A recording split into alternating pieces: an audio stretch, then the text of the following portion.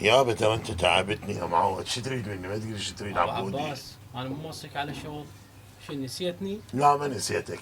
هو محمد البنا تعرفه؟ اي. لزم شغل. امم. قطعة أرض من الأساس راح يبنيها بيت. خو. بيها شغل 3 أشهر.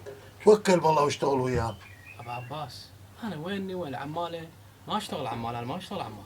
ما تشتغل لا لا عمال. ما اشتغل. زين. شنو رأيك تشتغل ويا ستوري أبو المخلمة؟